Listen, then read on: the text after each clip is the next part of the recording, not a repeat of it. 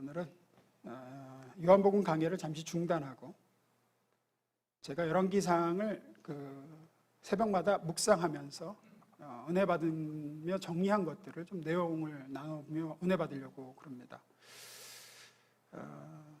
오늘 본문이 되는 이 열왕기상을 잠깐 배경을 좀 설명드리면, 이스라엘이 남북으로 이제 나라가 우리나라처럼 둘로 나뉩니다. 그때 이제 북쪽을 이스라엘, 남쪽을 유다 이렇게 불렀는데, 북쪽 이스라엘의 아합이라는 왕이 임금으로 등극을 합니다. 근데 이 사람은 사실은 그렇게 악한 사람 같지는 않은데 장가를 잘못 갔습니다. 이웃나라 두로의 공주인 이세벨이라는 여자를 왕비로 맞아들이는데, 이 이세벨이 아주 정말 악의 덩어리입니다. 이 여자가 시집을 오면서 자기 나라 신인 바알과 아세라를 가지고 들어옵니다. 그리고 그 바알과 아세라를 섬기는, 우상 섬기는 선지자들도 같이 데리고 들어오죠. 그리고 이스라엘의 하나님을 섬기는 선지자들을 다 잡아 죽입니다. 온 이스라엘이 여기에 동조해서 이제 전체 나라가 바알과 아세라를 섬기는 거예요. 이에 하나님이 진노하셔서 3년 6개월 동안 하늘을 닫아서 비 한 방울, 이슬 한 방울 내리지 않게 하십니다. 그렇게 고통을 당하다가 3년 6개월이 지난 후 하나님은 선지자 엘리야를 보내셔서 갈멜산이라는 곳에서 대결을 제안하시죠. 어떤 대결이냐? 바알과 아세라를 섬기는 선지자 850명과 하나님의 선지자 엘리야 한 명이 제물을 각자 준비해서 딱 차려놓고 기도할 때에 하늘에서 불이 내려와 그 제물을 태우게 하는 신이 진짜 신인 걸로 하자, 그렇게 합의를 하고 대결을 펼치죠. 먼저 바알과 아세라를 섬기는 선지자들이 기도를 하기 시작합니다. 기도를 시작한 지 한나절이 다 되도록 하늘에서는 불이 내려오지 않죠. 그 다음에 이제 엘리야가 흠없는 제물을 준비하고 하나님께 기도를 합니다. 아까 본문에 있는 내용 기도하죠. 하나님, 여호와가 하나님이신 것을 이 백성으로 알게 하옵소서. 그러자 하늘에서 불이 내려와 엘리야가 바친 제물이, 그리고 그 제단과 물과 돌까지 다 깡그리 태워버립니다. 그 모습을 본 이스라엘이 돌이키고 고백을 하기 시작하죠. 그게 39절입니다. 한번 읽어보겠습니다. 시작.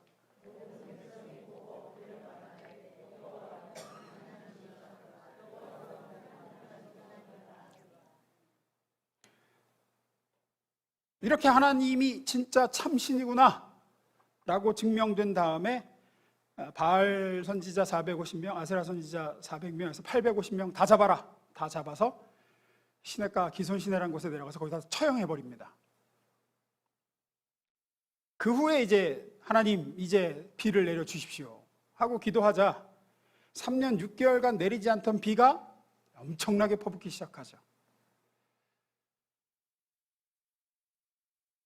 첫 번째 대지는 이 이야기 다음 얘기입니다. 한번 읽어보겠습니다. 시작.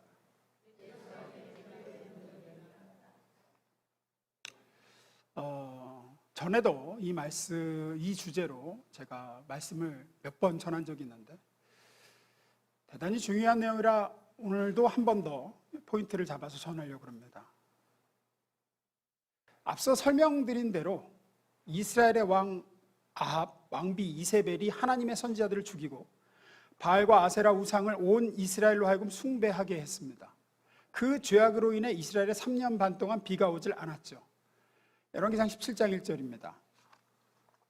길랏에 우고하는 자 중에 디셉 사람 엘리야가 아합에게 말하되 내가 섬기는 이스라엘 하나님 여호와께서 살아계심을 두고 맹세하노니 내 말이 없으면 수년 동안 비도 이슬도 있지 아니하리라. 그래서 정말 비도 이슬도 내리지 않습니다.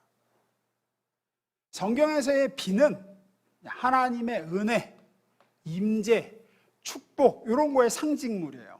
구약에서는 항상 거의 비는 하나님의 은혜의 상징입니다. 호세아서 6장 3절입니다.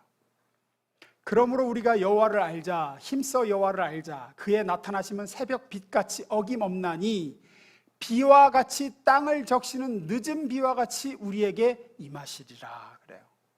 하나님의 임재를 비에 비유합니다. 하나님의 은총을 비에 비유해서 얘기해요. 우리가 하나님을 알자. 하나님이 우리에게 이렇게 늦은 비와 같이 땅을 적시는 늦은 비와 같이 어김없이 우리에게 주시는 분이시다. 또 요엘서 2장 23절에는 이렇게 얘기합니다. 읽어봅니다. 시작.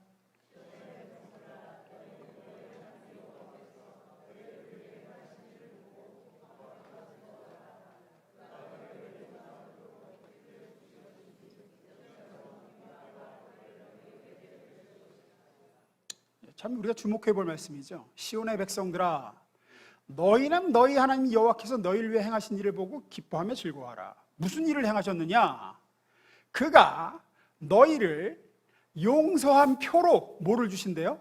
비를 주실 것이. 그럼 이 얘기를 볼 때 지금 요엘 선지자가 이 말씀 선포할 당시에는 지금 이스라엘에 비가 안 내렸다는 걸 알 수 있죠. 이스라엘의 범죄로 인해서 하나님과 이스라엘 사이가 죄악으로 딱 닫혔고, 그 결과 하나님으로부터의 은혜가 단절되었고 하나님의 축복이 단절되었고 하나님의 임재가 단절된 상태예요.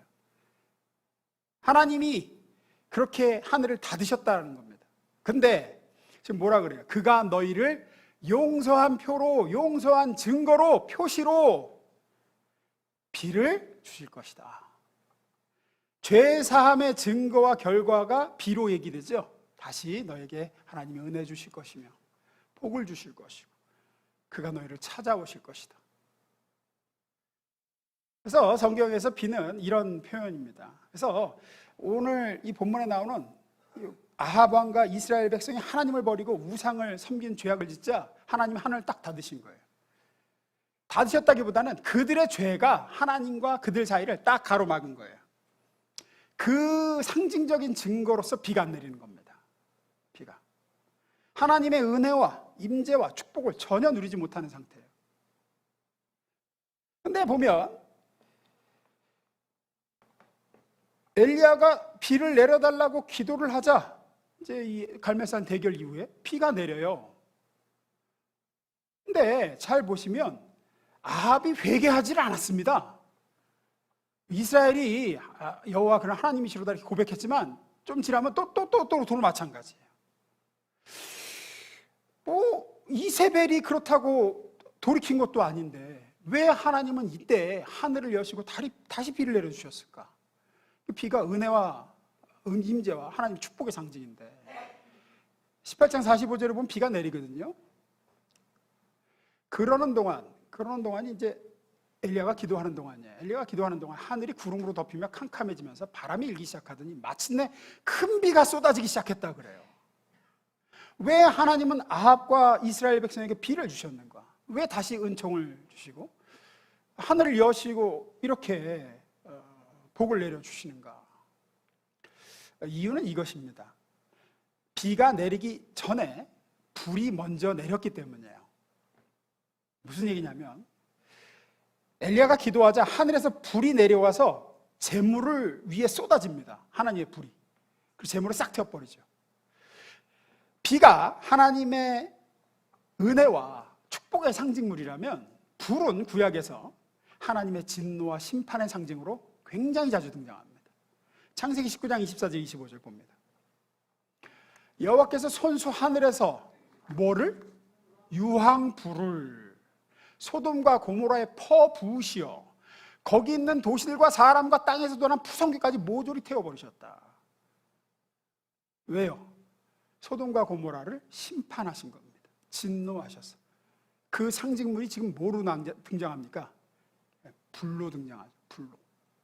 레위기 10장 1, 2절입니다. 아론의 아들 나답과 아비가 각기 향로를 가져다가 여호와께 명령하시 아니하신 다른 불을 담아 여호와 앞에 분향하였더니 뭐가 나옵니까? 좀 대답 좀 하세요. 불이 나와요. 불이. 여호와 앞에서 불이 나와요. 불이 뭘 상징한다고요? 심판과 진노를 상징합니다. 그래서 아론의 두 아들이 거기서 하나님의 진노로 심판받아 죽습니다. 한 군데 한번 더 볼까요? 민수기 16장 35절. 여호와께로부터 불이 나와서, 이건 뭐냐면 이제 고라 당이 모세를 향해서 반역을 일으켰을 때입니다. 그러자 하나님이 그들을 심판하시는데 역시 불로 심판하시죠. 여호와께서부터 불이 나와 분향하는 250명을 그의 진노로 불살라 버리십니다. 불은 성경에서 하나님의 진노와 심판의 상징물이에요. 그래서 지옥을 뭐라고 표현하느냐? 꺼지지 않는 불 그래요. 지옥은 하나님의 진노가 멈추지 않는 곳이고 영원한 곳이다 라는 의미입니다. 우리가 육신을 가질 때나 불이 뜨겁고 고통스럽지 죽어서 영원히 불이 있든 말든 영원히 뭐가 힘들겠어요. 근데 거기서 얘기하는 건 상징이지. 하나님의 진노가 끊임없이 부어지는 곳이다 라는 뜻에서 지옥을 꺼지지 않는 불이라고 하는 겁니다. 그런데 이 하나님의 심판과 진노의 상징인 불이 원래는 어디에 내려야 됩니까? 죄지은 아합과 하나님을 배신하고 우상에게로 달려간 이스라엘 머리 위에 쏟아져야 돼요. 사실은. 그런데 어디에 내렸다 그러죠? 38절입니다. 이에 여호와의 불이 내려서 번제물과 나무와 돌과 흙을 태우고 도랑의 물을 핥은지라 그러죠. 본래는 죄인 악을 행한 아합과 이스라엘 위에 내려야 되는 하나님의 심판과 진노가 죄 없는 제물 위에 쏟아졌죠. 그 결과 하나님과 이스라엘을 가로막고 있던 죄와 악이 사라졌습니다. 왜? 대신해서 제물이 하나님의 진노와 심판을 받아냈기 때문이에요. 그 결과 이스라엘 위에 다시 하나님의 은혜를 상징하고 축복을 상징하는 비가 쏟아진 거죠. 18장 45절. 그러는 동안 하늘이 구름으로 덮여 캄캄해지면서 바람이 일기 시작하더니 마침내 큰 비가 쏟아지기 시작하였다. 이것은 오실 예수 그리스도의 십자가 대속에 대한 그림자이자 예표인 사건입니다. 하나님은 죄와 악을 저지른 우리가 아닌 죄 없는 자기 아들을 제물 삼으사 우리가 받아야 할 하나님의 심판과 진노를 예수님 머리 위에 쏟아 부으셨습니다. 그 결과 하나님과 우리를 가로막고 있는 죄와 악이 영원히 치워졌죠. 왜냐하면 우리 죄 악을 향한 하나님의 진노와 심판의 불이 2000년 전 십자가에서 제물이 되신 예수님 머리 위에 쏟아졌기 때문입니다. 앞서 은혜와 복을 상징하는 비가 내리기 전에 심판과 진노를 상징하는 불이 먼저 내렸다라는 말씀드렸죠. 그래서 하나님과 이스라엘을 가로막던 죄악이 치워져 응답의 은혜가 임함을 보여줬습니다. 하나님과 우리를 가로막던 죄악이 예수님이 제물 되심으로 예수님 위에 불이 먼저 임함으로 지금 우리에게는 하나님의 은혜와 축복의 단비가 내리는 줄로 믿습니다.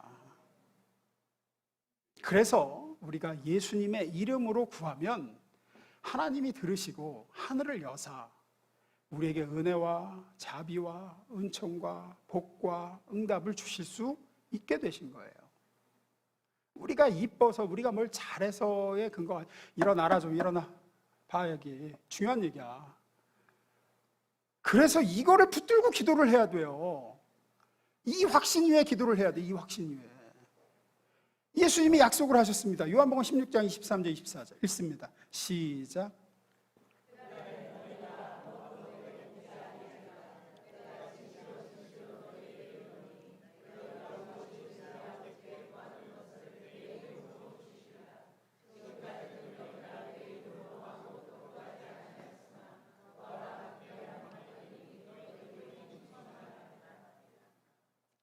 그 날에는 하죠. 그 날이 언제일까요? 지금 이거는 예수님이 십자가 지시기 전날입니다.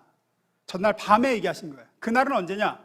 내가 십자가에서 너희의 죄값을 다 지불해서 하나님의 심판과 진노의 불을 받아낸 이후에 그 날을 얘기하는 거예요. 그 날에는 너희가 아무것도 내게 묻지 아니할 것이고 왜? 성령이 너에게 오셔서 성령이 너희가 묻는 것에 답을 해주실 것이니까. 또 내가 진실로 너에게 이르노니 너희가 무엇이든지 아버지께 구하는 것을 내 이름으로 주실 거다. 내 이름으로. 왜? 내가 너희가 받아야 될 심판과 진노를 대신 받아냈다. 내가 너희와 하나님을 가로막던 죄와 악을 다 치워버렸다. 그러니 지금까지는 너희가 내 이름으로 아무것도 구하지 않았으나 구하라. 그리하면 받으리니 너희 기쁨이 충만하리라. 그래서 우리가 예수님의 이름으로 기도를 하는 거죠. 이 심판의 불이 내리기 전에 구약시대에는 언제나 하나님의 법을 완벽히 잘 지키고 흠 없이 사는 사람의 기도가 응답이 되는 거였어요. 왜냐하면 죄가 있으면 하나님과 그 죄인의 사이를 그 죄악이 딱 가로막아서 하나님이 은총의 비를 내리고 싶으셔도, 복을 주고 싶어도, 응답을 주고 싶으셔도 안 되는 거예요. 기도해도 소용없어요. 그러니까. 근데 사람이 죄를 안 짓고 살 능력이 있느냐? 없단 말이에요. 결과 맨날 부르짖어도 별 소용이 없었습니다. 그래서 이사야 선지자가 이렇게 얘기한 겁니다. 이사야서 59장 1, 2절. 여호와의 손이 짧아 구원하지 못하심도 아니요 귀가 둔하여 듣지 못하심도 아니라 오직 너희 죄악이 너희와 너희 하나님 사이를 갈라놓았다. 너희 죄가 그의 얼굴을 가려서 너희에게서 듣지 않으시게 함이니라. 그래서 기도해도 소용없는 거다. 이사야 선지자 시대의 사람들이 우리가 이렇게 기도하는데 왜 하나님 응답 안 하십니까? 우리 이렇게 힘든데 왜 하나님 우리를 구원하지 않으십니까? 너희 죄가 하나님과 너희 사이를 가로막았다. 그거 해결되기 전에는 아무리 기도해도 소용없어. 하지만 지금 예수 안에 있는 자들에게는 하나님과 우리 사이를 가로막던 죄악이 사라졌습니다. 예수님께서 그 죄악으로 인한 하나님의 진노와 형벌과 심판을 우리 대신 다 받으셨기 때문이에요. 따라서 우리가 기도할 때 이 믿음은 대단히 중요합니다. 기도할 때 내가 하나님께 이렇게 잘못 살았으니 나는 아무리 기도해도 은혜의 단비가 내 위에 내리지 않을 거야 라는 생각을 하지 마시라고요. 하나님은 흠없는 재물 위에 진노의 불을 쏟으시고 흠 많은 아합과 이스라엘 위에 은혜의 단비를 부어주셨어요. 우리에게 내릴 하나님의 심판과 진노의 불이 이미 아들 예수 그리스도의 몸에 부어졌습니다. 그러니 예수의 이름으로 구하십시오. 하나님과 여러분을 가로막을 건 아무것도 없습니다. 예수님이 약속하신 말씀 다시 봅니다. 16장 26절 27절. 그날이 언제라고요? 내가 십자가에서 너희 죄값을 다 지불한 날에는 너희가 내 이름으로 구할 것이요 내가 너희를 위해서 아버지께 구하겠다는 말이 아니다. 내가 너희를 대신해서 기도할 필요 없다. 이제는 너희와 하나님 아버지 사이가 싹 치워졌으니까 직접 아버지께 구하라. 내 이름으로. 이는 너희가 나를 사랑하고 또 내가 하나님께로부터 온 줄, 하나님께로부터 무엇로? 너희 죄를 대신할 제물이 되어서 온 줄로 너희가 믿었으므로, 이 믿었으므로가 중요해요. 이 믿음이 아버지께서 아들을 대속의 제물로 보내주셨다라는 이 믿음.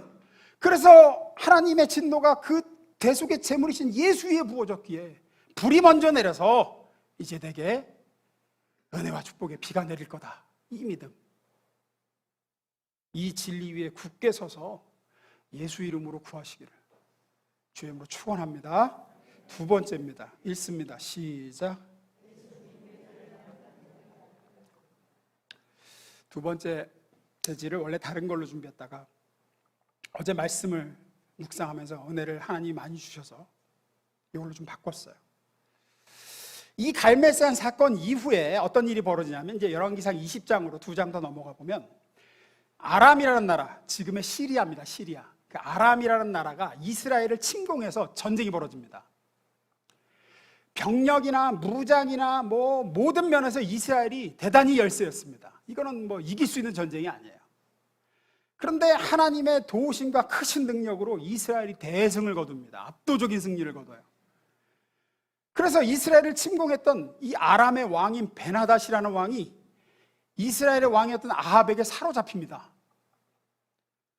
이건 전적으로 하나님이 주신 승리였고 하나님은 하나님의 백성을 공격한 베나닷을 처단할 것을 명령하셨어요. 그런데 아합은 자기가 이겼다고 생각했습니다. 자기가 이겼다는 우쭐함과 또 이 베나닷을 살렸을 때 얻을 수 있는 이익이 더 크다, 이 이득이 더 남는다 라고 생각해서 그를 살려줍니다. 32절부터 보겠습니다. 제가 했습니다. 이리하여 베나닷의 신하들이 허리에 삼배를 두르고 머리에 밧줄을 감고 아합 왕에게 나아가 아뢰었다. 임금님의 종 베나닷이 항복하면서 목숨만은 살려달라고 간청합니다. 그가 아직도 살아있느냐? 아합이 얘기해요. 그는 내 형제와 다름이 없다 하고 아합이 대답하였다. 다음 절입니다.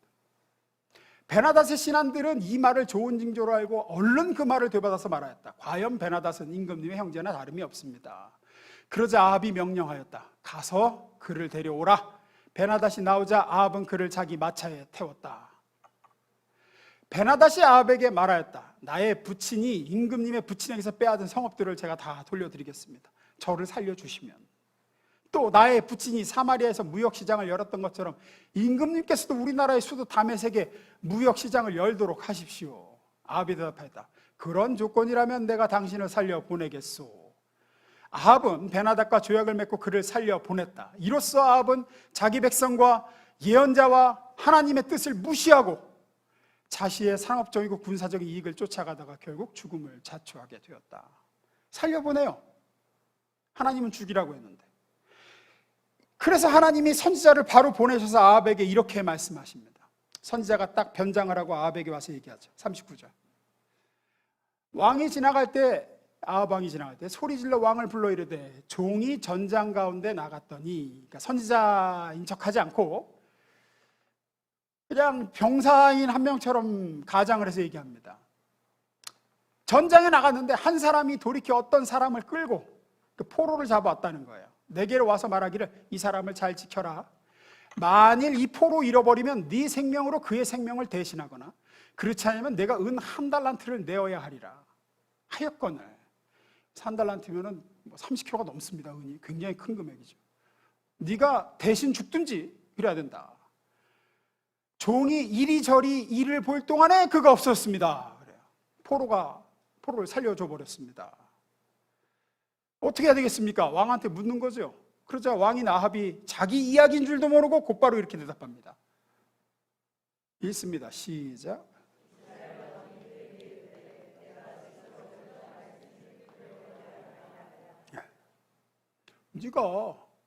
네가 살려보냈으니까 네가 살려보낸 그놈 대신 네가 죽어야지. 네가 스스로 결정한 일이고 자초한 일이야. 그렇게 얘기를 하죠. 그러자 하나님의 선지자가 곧바로 그게 바로 너다라는 얘기를 하죠. 하나님의 심판을 선포합니다. 42절. 그가 왕께 아뢰되 여호와의 말씀이 내가 멸하기로 작정한 사람을 네 손으로 놓았은즉 네 목숨은 그의 목숨을 대신하고 내 백성은 그의 백성을 대신하리라 하셨나이다. 어제 이 말씀을 묵상할 때 성령께서 제게 깨달음과 함께 많은 은혜와 감동을 주셨어요. 아합은, 잘 보세요. 아합은 하나님의 진노와 심판을 받아 죽어 마땅한 죄인이었던 악한 베나닷을 살려보냅니다. 그리고 그 결과 베나닷이 받아야 될 진노와 심판과 죽음을 누가 대신 받게 되죠? 아합이 대신 받게 돼요. 42절 상반절. 예언자가 왕에게 말했다. 여호와께서 이렇게 말씀하십니다. 너는 내가 죽여야 할 자를 놓아주었다. 그러니 내가 너를 대신 죽이겠다. 아합은 자기 기분과 자기 욕심 때문에 악한 베나닷을 살리고 그가 받을 심판을 대신 받게 되어버렸습니다.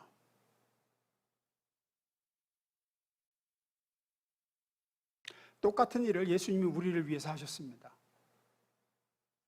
우리는 하나님 앞에 죽어 마땅한 죄인입니다. 그런데 예수님은 우리를 향한 사랑과 긍휼로 악하고 죄 많은 우리를 살리시고 자기가 대신 하나님의 심판과 진노를 받아 죽으셨다는 겁니다. 40절 하반절 다시 봅니다. 네가 스스로 결정하였으니 그대로 당하여야 하리라.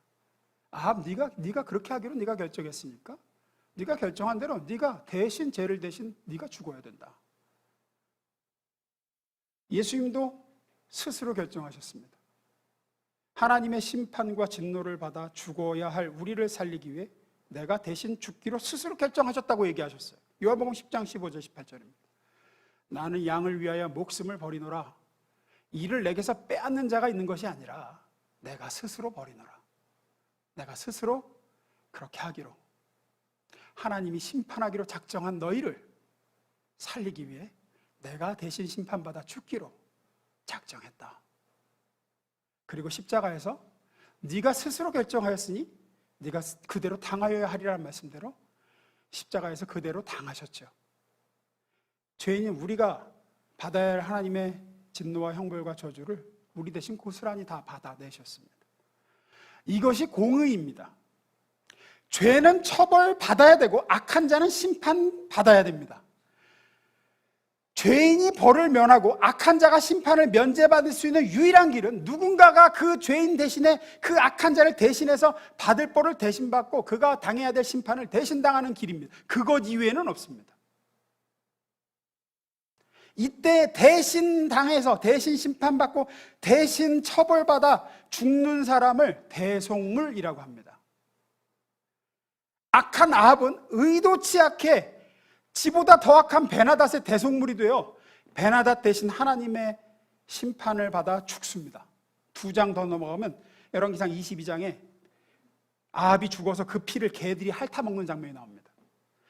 베나닷이 그렇게 심판을 받아 죽어야 됐고 베나닷의 피를 개들이 핥아먹어야 됐었는데 베나닷은 하나님의 심판과 진노를 면해서 평안히 자기 집으로 돌아가 살고 그를 살려준 아합이 대신 이제 죽어요. 왜? 베나닷을 살리기로 결정했을 때에 자기가 대속물이 되어버렸습니다. 이와 같은 대속물이 되는 일을 예수님이 우리를 위해 하셨다라고 성경은 얘기합니다. 마태복음 20장 28절입니다. 읽습니다. 시작.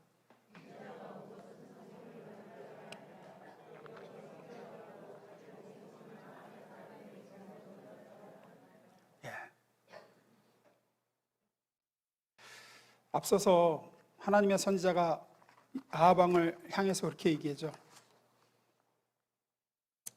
너는 내가 죽여야 할 자를 놓아주었다.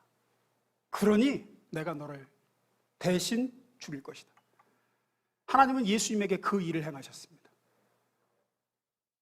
자기 아들을 죽여야 할 우리를 대신해서 죽이시고 우리가 우리의 죄대로 하나님의 심판을 받지 않고 사랑을 받으며 저주 대신 복을 누리고 죽음 대신 평안을 누리며 살게 하셨습니다.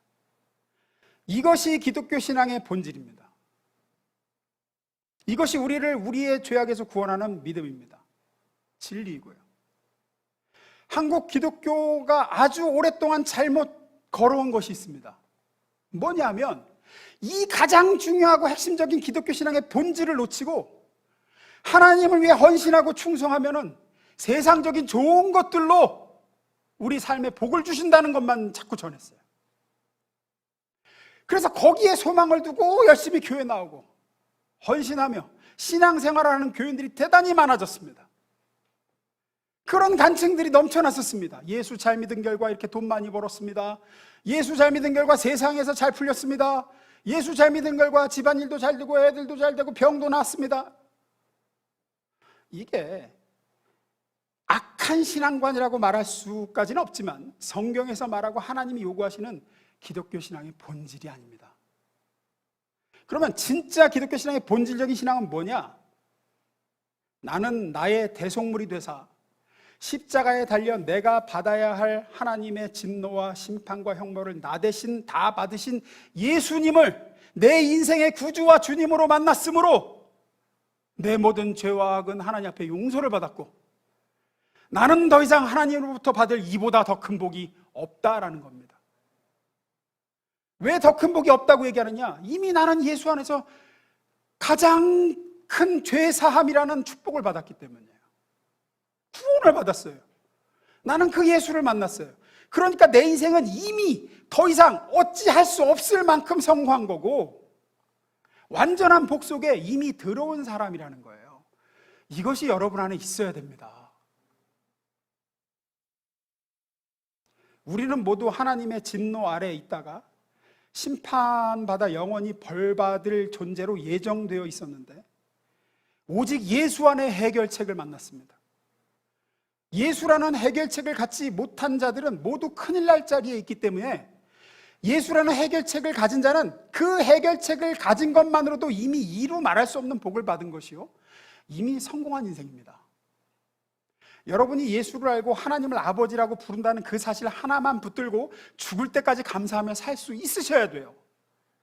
하나님이 다른 모든 것을 안 주신다고 해도 돈도 없고 건강도 안 좋고 자녀들도 안 풀리고 늙어서 거동할 수 없어 침대에 누워서 천장만 바라보는 처지가 된다 할지라도 나는 나 대신 대속물이 되신 예수 안에 내 죄든 죄가 하나님 앞에 다 용서받았고 영원한 생명이신 하나님의 사랑받는 아들이 되고 딸이 되어 이제 하나님의 영원한 나라에 가게 될 것이고 지금도 그 사랑이 내게 부어지고 있고 이 사실 하나만으로 만족하실 수 있으셔야 된다는 겁니다.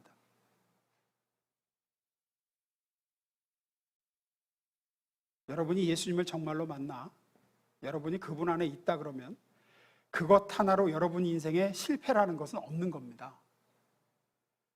여러분을 위해 십자가 지신 예수님을 여러분 인생의 주인으로 정말로 모신 사람은 실패한 인생이 될래야 될 수가 없어요. 여러분 인생이 아무리 엉망진창이고 가정이 힘들고 돈이 없고 여러분 삶이 여러분 스스로가 생각을 해봐도 마음에 들지 않는 비참한 현실에 놓여 있다고 할지라도 예수님을 만난 사람은 이미 다 가진 사람입니다. 결국 모든 것은 보상될 것이며 결국 모든 것이 제자리를 찾게 될 것입니다. 하나님이 여러분을 사랑하시는 아버지가 되시고 여러분의 인생을 책임져 주시고 이끌고 계십니다. 결국은 우리 각 사람을 예수 안에 부르신 목적대로 이루게 해주실 것이고 각자의 합당한 위치에서 그 나름대로 아름다운 인생의 꽃을 피우게 하실 것이고 나를 부르신 뜻대로 나를 두신 자리에서 나만이 할 수 있는 일을 열매 맺게 하실 거예요. 그것이 예수 안에서 우리가 누리는 복입니다. 여러분이 예수 안에서 대속물이 되신 나를 대신한 대속물이 되신 예수님으로 말미암아 죄사함 받았다는 그 복, 하나님의 자녀가 되어 구원받았다는 이 복이 다른 어떤 것과도 비교할 수 없는 가장 큰 복을 이미 받은 자들임을 깨닫고 그 안에 감사하며 사실 수 있게 되기를 주의 이름으로 축원합니다.